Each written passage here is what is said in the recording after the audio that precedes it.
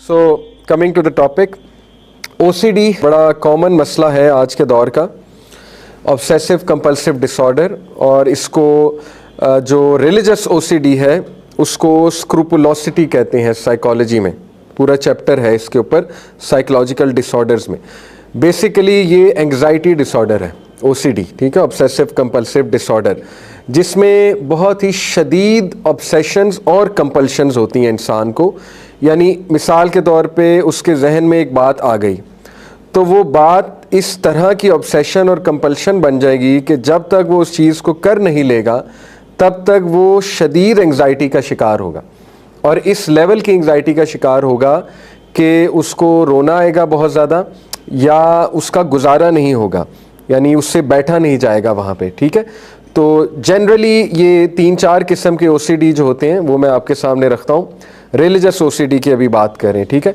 तो religious OCD में सबसे पहले वसवास अल कहरी की कैटेगरी आती है। इनको वसवास कहते हैं, शैतानी वसवसे हैं, ठीक है। क्योंकि देखिए शैतान बहुत एक्टिव है, और शैतान को अगर आपकी कमज़ोरी पता लग गई, उसको अगर ये पता लग गया जो कि उसे पता है, जो आपके साथ शैतान लगा हुआ है, कि जी इनको यहाँ से ज़्यादा मसला होता है, यहाँ से ज़्यादा तकलीफ़ होती है इन्हें, ठीक है। अगर उसने वो नस पकड़ ली आपकी, तो फिर वो वहीं से बार बार ओवर थिंकिंग करा के जो है वो आपका ईमान ख़राब करेगा।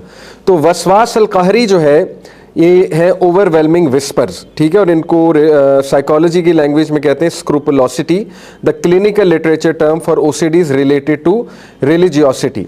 बड़ी इंटरेस्टिंग बात है कि ओसीडी की जो इटियोलॉजी कह लें, सिम्टम्स, रीजंस भी कह लें, या उसकी जो बेसिस है वो क्या है कि ओसीडी क्यों होता है। तो बड़ी इंटरेस्टिंग रिसर्चेस हमारे पास हैं और बड़ी अजीब बात है। गट जो है आपका, उसकी वजह से ओसीडी होता है, गट के साथ ताल्लुक है आपके, ठीक है, ओसीडी। दूसरा आपके ब्रेन के साथ ताल्लुक है ओसीडी का, सोचों के साथ ताल्लुक है, गट के साथ ताल्लुक है। एक आर्टिकल है, उस आर्टिकल का लुबे लुबाब यह है, रिसर्च है, आर्टिकल नहीं है, रिसर्च है, साइकोलॉजिकल रिसर्च, कि जो लोग बहुत ज़्यादा फास्ट फूड खाते हैं और रातें जागते हैं तो उनको वो बहुत ज़्यादा वल्नरेबल है ओसीडी के लिए, बहुत ज़्यादा वल्नरेबल है। This sums it all up के जेन जी को ओसीडी सब बहुत ज़्यादा है, बहुत ज़्यादा, क्योंकि रूटीन ये है, रात को जागना और फास्ट फूड बहुत खाना। फास्ट फूड में कुछ ऐसे माइक्रोब्स होते हैं अकॉर्डिंग टू द रिसर्च जो गट को जाके इफ़ेक्ट करते हैं, और गट जो है ये डायरेक्ट ब्रेन को इफ़ेक्ट करता है और फिर ओसीडी कॉज करता है। वो डिटेल साइंस में हमारे पास जाने का टाइम नहीं है, लेकिन आप ये सर्च कर सकते हैं कि OCD related to gut research papers आ जाएंगे, ठीक है। इसी तरह ब्रेन, सोचें, असल में रात को जो लोग जागते हैं तो फिर वो बहुत सी, इसके पीछे भी साइंस है कि वो क्यों वल्नरेबल होते हैं ओसीडी के लिए, ठीक है। तो देखें यहीं से साबित हो गया कि सबसे पहले तो रूटीन ठीक करनी पड़ेगी। अगर ओसीडी को फाइट करना है, ओसीडी को ख़त्म करना है, तो रातों को सोना पड़ेगा, कुछ भी करके सोना पड़ेगा। That is a disastrous routine. अगर आपकी रातें, और वो भी असल में ओसीडी होता उन्हें जो 2-3 साल से रातें जाग रहे, कभी कभी जागना वो नहीं, या चलो एक महीना जाग ली वो नहीं, जिनकी मुस्तकिल रूटीन 3-4 साल से रातें जागने की है, तो उनको बहुत ओवर थिंकिंग होती है, ठीक है। और वसाविस बहुत आते हैं, बहुत वसाविस आते हैं। ऑब्वियस सी बात है, रात को शैतान एक्टिव होते हैं। तो बेसिकली इस्लामिकली इनकी 2 सोर्सेज हैं, ठीक है, वसाविस की। साइकोलॉजिकली गट और ब्रेन है साइंटिफिकली, और इस्लामिकली देखा जाए तो नफ्स है, इंसान का अपना नफ्स जो है वो भी वसवसे उसको डालता है, नफ्से अमारा। नफ्से अमारा जो है इट इज़ द ईवल नफ्स, ठीक है। तो दूसरा एक्सटर्नल सोर्स शैतान है, इंटरनल सोर्स इंसान का अपना जो है वो नफ्स है, ठीक है ना। और जो एक्सटर्नल सोर्स है वो शैतान है, शैतानी वसवसे हैं। तो बहरहाल ये इसकी 2 सोर्सेज हैं।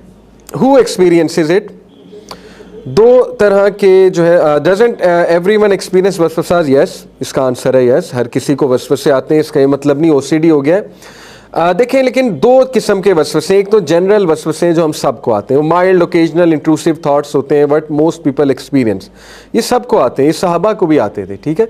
और ये बड़े डार्क किस्म के थॉट्स होते हैं, नो प्रॉब्लम। ये नफ्से अमारा की तरफ से हो सकते हैं, शैतान की तरफ से हो सकते हैं, कोई मूवी देखी है उस मूवी की वजह से वसवसे आ सकते हैं, बड़ा कुछ होता है। इंसान नॉवल कोई पढ़ रहा होता है उसकी वजह से आ सकते हैं, कोई एक्सीडेंट देख लिया होता है उसकी वजह से आ रहे होते हैं, वगैरह वगैरह। ये जनरल वसवसे हैं। लेकिन एक है वसवास अल कहरी।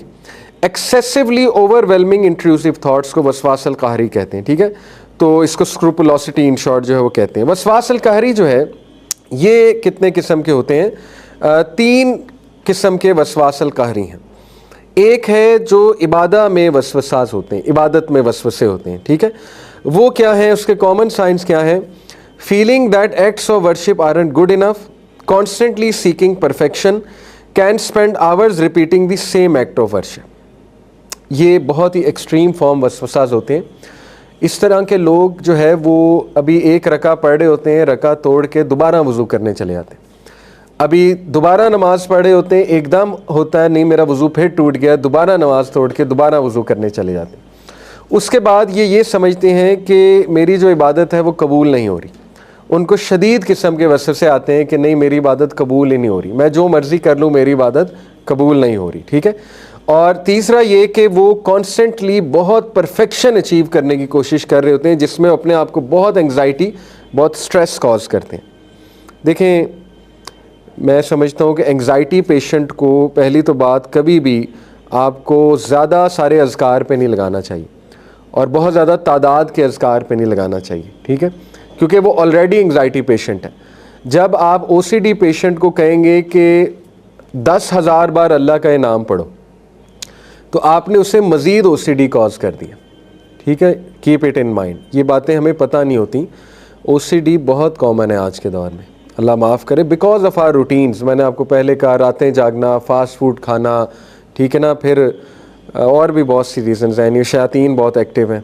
तो इसलिए ऐसे लोग, मैंने आपको बताया कि they are constantly seeking perfection, यानी जब तक उनकी चीज़ों में परफेक्शन नहीं आ जाती वो बहुत ज़्यादा स्ट्रेस में रहते हैं। यानी मिसाल के तौर पे उन्होंने एक लिस्ट बना ली होती है कि मैंने दिन में 100 अज़कार करने हैं, यानी सुभान अल्लाह अभी हमदी भी कहना है, सुभान अल्लाह अभी हमदी सुभान अल्लाह अज़ीम भी कहना है, ला इलाहा इल्लल्लाह वहदहु ला शरीका लह ये भी कहना है 100 बार, मैंने अस्तगफिरुल्लाह भी 100 बार करना है, दुरूद इब्राहिमी भी 100 बार करना है, फ़लानी चीज़ भी 100 बार करनी है, वो भी 100 बार करना है, वो भी 100 बार करना है। तो 10 अज़कार की लिस्ट बना लेते हैं कि मैंने 100 बार सारे करने हैं, और वो ये समझते हैं कि अगर मैंने ये ना किए तो फिर आई एम डूम्ड, फिर मैं रिलीजियस नहीं हूँ, और या फिर ये कि आज मेरा दिन बहुत ख़राब गुजरेगा। तो ये वसवास अल कहरी में आता है, शैतान उन्हें यहाँ से तंग कर रहा है। देखिए, शैतान हैज़ टूल्स फॉर एवरीवन। शैतान जो है ना, उसको पता है नेक बंदे को मैंने कहाँ से पकड़ना है, ज़िक्र अज़कार करने वाले को कहाँ से पकड़ना है, हाफिज़ कुरान को कहाँ से पकड़ना है, ठीक है ना, उसको हर एक का वो पता है, नस पता है। तो we have to be very careful about it, ठीक है। एक तो ये इबादा में वसवास आना। दूसरी टाइप है तहारा में वसवास आना बहुत ज़्यादा, यानी इरेशनल फियर ऑफ कंटेमिनेशन। ऐसे लोगों को जो है वो बहुत ज़्यादा कंटेमिनेशन का डर होता है हर वक्त, यानी वो किसी से हाथ में नहीं मिला सकते, उन्हें एक्सट्रीम फियर होता है कि मुझे जरासीम लग जाएंगे, ठीक है। या वो किसी चेयर पे नहीं बैठते जब तक वो उसे साफ़ ना कर लें, बहुत अच्छे से साफ़ ना कर लें, उन्हें एक्सट्रीम फियर होता है।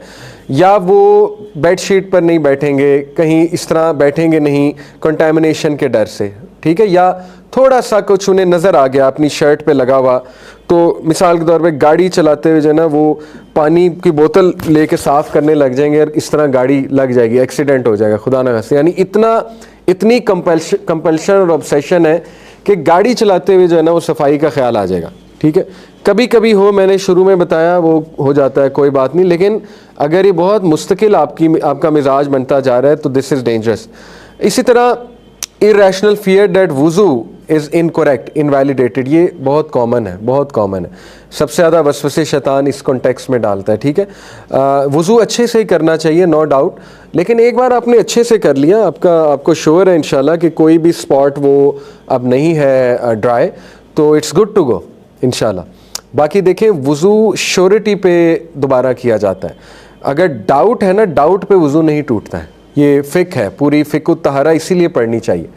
देखें, वसवास अल कहरी रिलेटेड टू तहारा का सलूशन है फ़िक़्ह तहारा पढ़ें ताकि आप रिलैक्स हो जाए। लोग पढ़ते ही नहीं, लोगों को पता ही नहीं फ़िक़्ह तहारा। देखें, इतनी लचक है, इतनी लचक है फ़िक़्ह में, आप सोच नहीं सकते, आप फतवे पढ़ के हैरान रह जाएंगे, ठीक है। यानी आप ख़ुद सोचें कि सहाबा जिस दौर में रहते थे, थोड़ा सा सोचें, क्या पानी बहुत ज़्यादा मैसर था? क्या उनको बहुत ज़्यादा क्लीनलीनेस के मौके मैसर थे?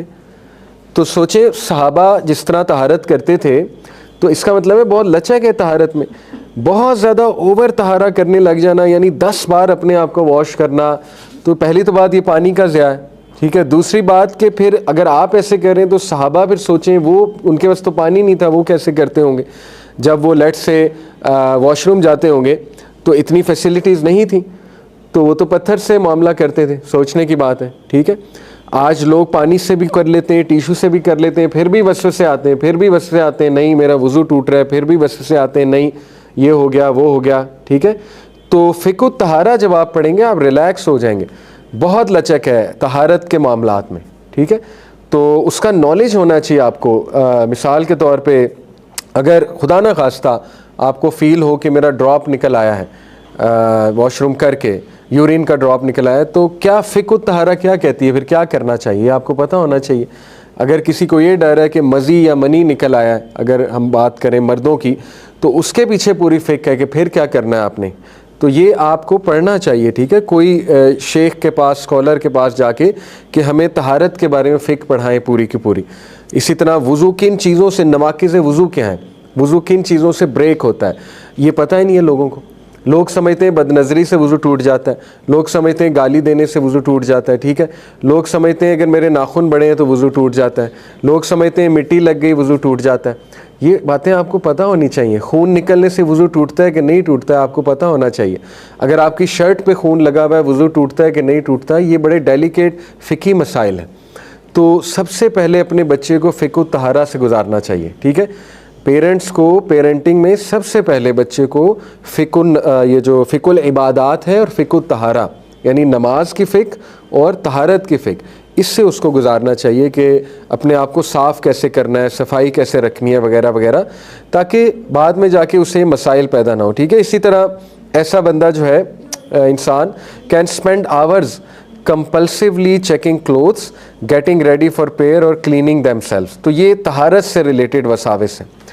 इसी तरह तीसरा जो टाइप है वसवासल कहरी की, वो है अकीदा के अंदर जो है वो वसाविस, belief with conviction in religion. वो क्या है, वो है overwhelming fear of accidentally falling out of Islam, यानी ओवरवेलमिंग फियर। एक तो है ना, कभी कभी इंसान को फ़िक्रमंद होना चाहिए कि मैं अच्छा मुसलमान हूँ भी कि नहीं, ये तो तज़किया रिलेटेड चीज़ है, तो अच्छी चीज़ है। लेकिन बहुत ओवरवेलमिंग फियर हो कि मैं काफिर हो गया, हर बात पे सोचे कि मैं काफिर हो गया, और इस तरह के प्रॉब्लम्स आते हैं हमारे पास, ठीक है। इसी तरह repeat the declaration of faith 100 times a day, इस तरह के केसेस हैं। यानी हर बात पे कलमा शहादत दोबारा पढ़ना कि मैं काफिर हो गया हूँ और मैंने दोबारा से अपना इस्लाम जो है वो अपने आप को मुसलमान करना है दोबारा से। इसी तरह feeling physically distressed and overly anxious when unable to reaffirm faith और से द शहादा। और इसी तरह इसमें एक और चीज़ ऐड कर लें, ये सोचना कि मैं मनहूस हूँ, ये भी वसाविस में से है कि मैं इंतहाई गुनाहगार, मनहूस, लानती इंसान हूँ। ये भी वसवास इन अकीदा है, ठीक है।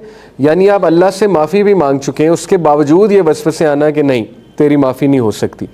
तो ये 3 किस्म के जो वसाविस हैं अकीदा में, तहारत में और नंबर 1 इबादा में, एक्ट्स ऑफ इबादा में, ठीक है। तो ये 3 वसवासल कहरी।